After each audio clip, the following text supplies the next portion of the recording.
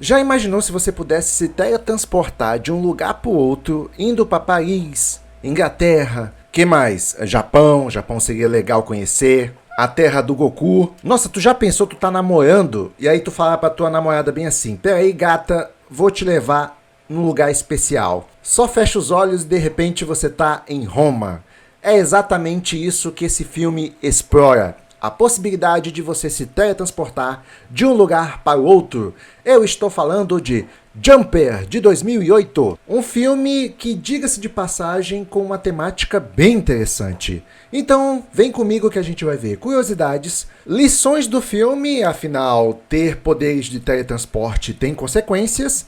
E também, no final, como de costume, eu falo a minha opinião, o que foi que eu achei desse filme. A ideia do filme é muito boa, como eu já disse de certa forma. David Rarcy, interpretado por Hayden Christensen, descobre que tem poder de se teletransportar para qualquer lugar do mundo. E aí ele vai para um canto, para o outro, em todos os lugares do mundo, anda por todos os lugares do mundo, parecido como nômade digital. Aí de vez em quando ele rouba uns bancos, só que claro, não dá para viver de turismo grátis e assalto a banco eterno. Logo ele descobre que existe uma organização secreta chamada Paladinos, liderada por Roland, que no caso é interpretado por Samuel L. Jackson, que caça pessoas com esse dom porque acredita que só Deus deve ter esse poder.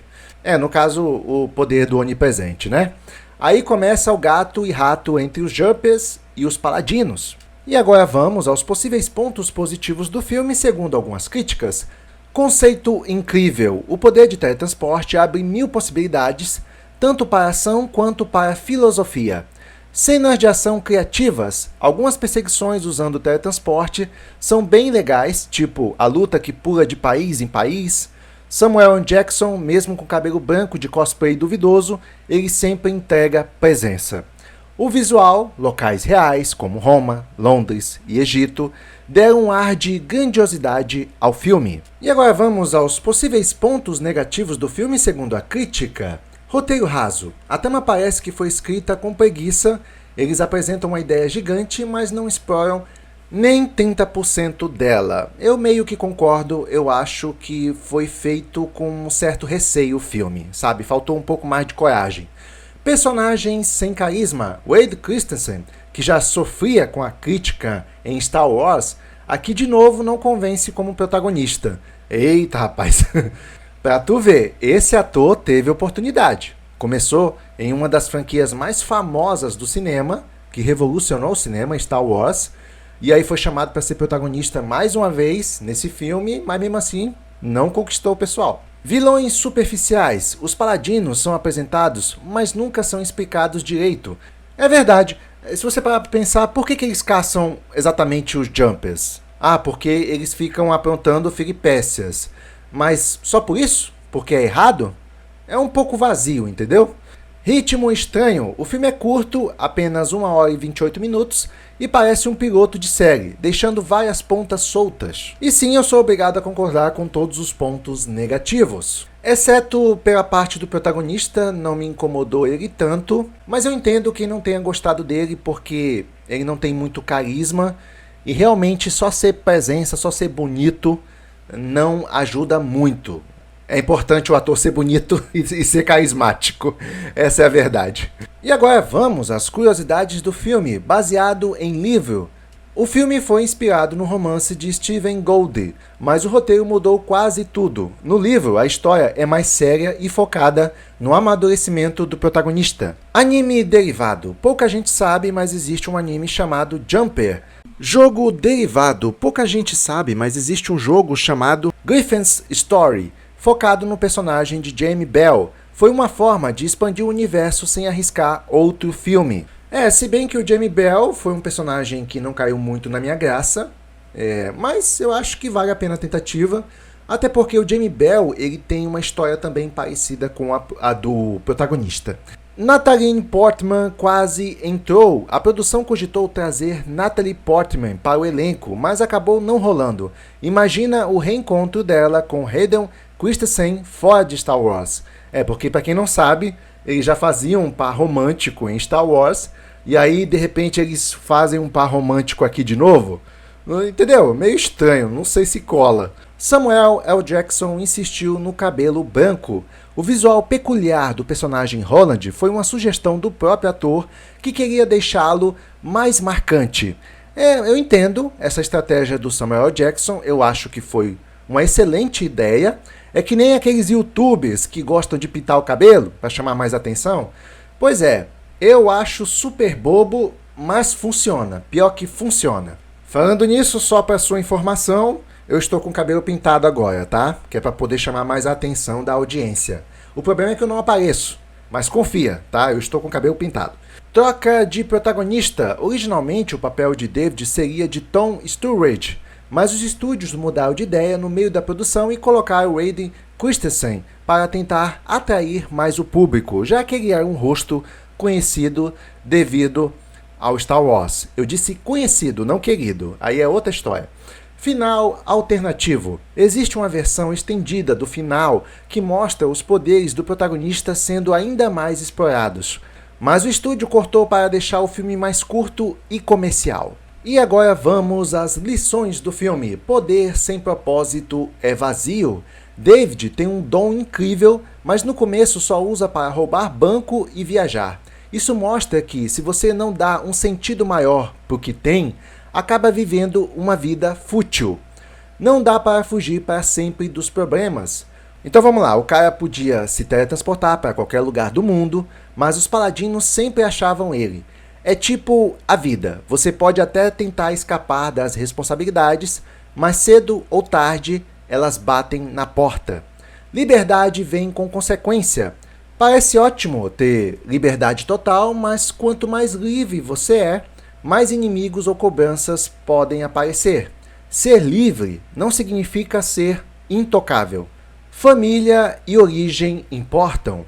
Mesmo fugindo e tentando apagar o passado, David descobre que não dá para simplesmente cortar tudo da própria história.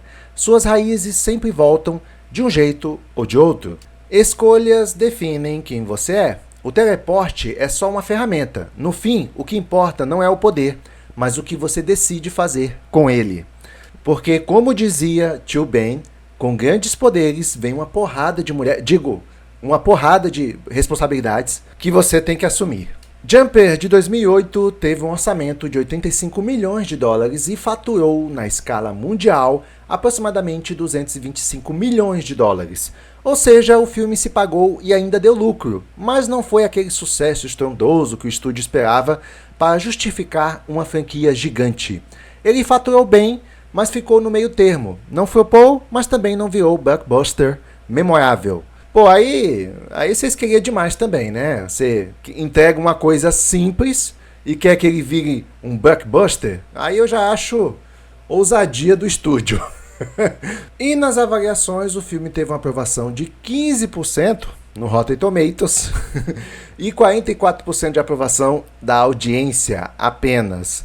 Reprovando e reprovando bonito, eu diria. Quer dizer, eu não acho que foi tão feio assim. Pelo menos o filme se pagou e até lucrou.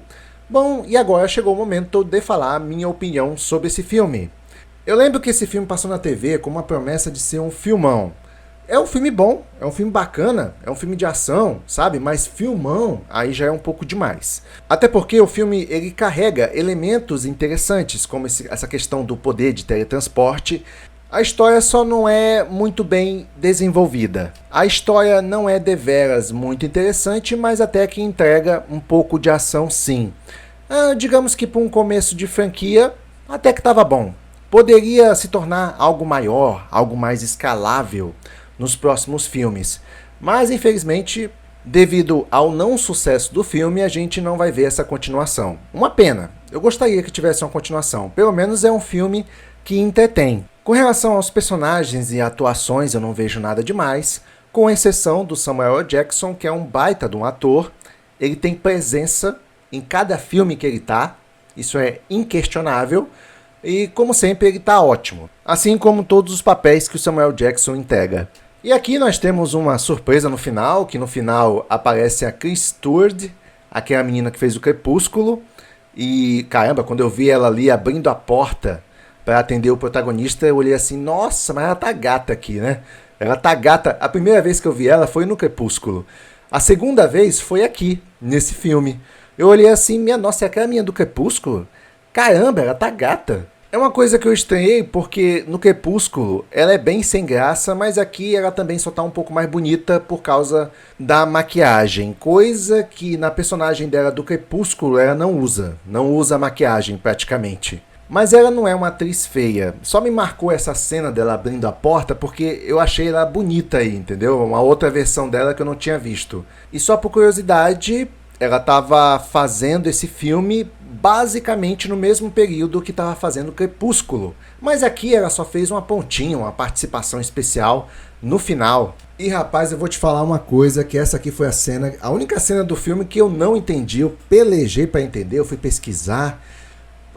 Porque o que deixa mais confusa a situação é que essa personagem da Kristen Stewart, ela grita, mãe, tem alguém querendo te ver. Aí tipo assim, mãe? Uai, ela é irmã dele, é meio irmã? Porque ela só apareceu agora, essa mulher aí. E aí, filha da mãe do protagonista? Não tô entendendo qual é dessa personagem. Mas, pelo que eu vi no filme, o filme não explica também. Fui pesquisar, fui atrás. Então, essa seria uma ponta solta se alguém souber me explicar se essa menina é irmã do protagonista, se ela é filha da mãe dele mesmo. Alguém me explica porque eu não sei qual é a relação que ela tem com o protagonista. Mas assim, o filme entrega uma temática muito interessante e a maior lição, a melhor mensagem que eu posso tirar do filme é que ter grandes poderes ou oportunidades na vida não significa nada se você não souber usá-los com responsabilidade e valorizar as pessoas importantes ao seu redor. Tanto é que o protagonista percebe isso no final e vai atrás da mãe dele. Até porque, depois de estabelecer alguns laços emocionais, ele ficou mais sensível e queria saber qual era a da mãe dele, porque a mãe dele abandonou ele quando ele era criança. E ao que parece, no começo do filme, ele se importava assim com isso, mas ele tentou viver sem se importar com isso, até que depois do crush dele de infância, com quem ele se relaciona, ele fica mais sensível nessa questão e quer descobrir mais sobre o paradeiro da mãe. E nisso o filme mostra que liberdade total e habilidades incríveis não substituem amor, amizade e família.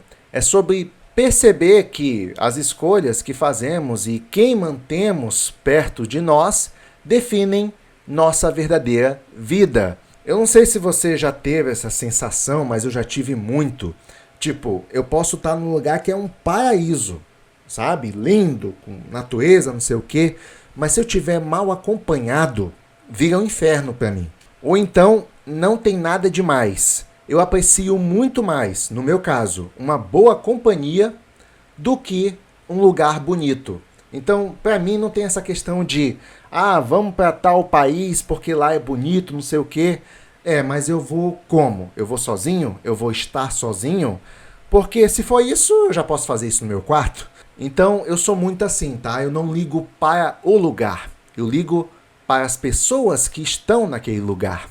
Eu posso ser convidado para um churrasco no fim de semana, com tudo bancado, mas dependendo da companhia que tiver ali, as pessoas que tiver ali, eu não gostar, não vou.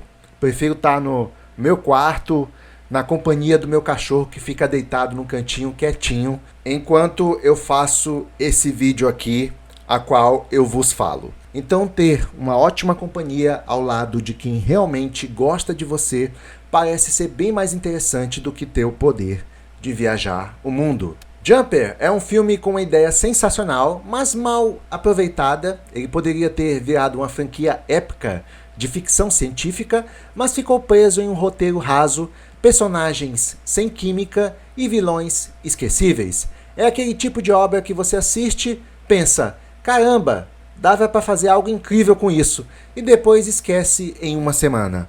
Para alguns, esse filme pode ser resumido dessa forma, mas a premissa do teletransporte e ele viajando para todos os lugares do mundo, conhecendo pessoas, é interessante, é uma premissa que realmente é muito interessante, chama muita atenção do filme, e eu acho que o filme só não se torna esquecível total por causa disso, mas olha só como isso casa com a lição, a principal mensagem do filme, né? Presta atenção, porque ele tem o poder de viajar ao mundo e conhecer novas pessoas e tal, lugares interessantes, mas ele retorna para as pessoas que ele conheceu, as primeiras pessoas que ele conheceu, que ele interagiu lá na infância. Então, do que adiantou viajar o mundo todo? Pois é, essa é a minha opinião sobre Jumper. De certa forma, eu acho esse filme memorável, apesar de, eu admito que ele foi mal desenvolvido, mas a premissa dele é muito interessante. Se gostou, deixa seu like. Também não deixe de comentar aqui embaixo o que você faria se você pudesse se teletransportar de um lugar para o outro e fosse para onde você quisesse. Me diz aí, responde no comentário. Eu viraria nômade digital. Sessão encerrada. E se tudo der certo, até o próximo vídeo. Até lá!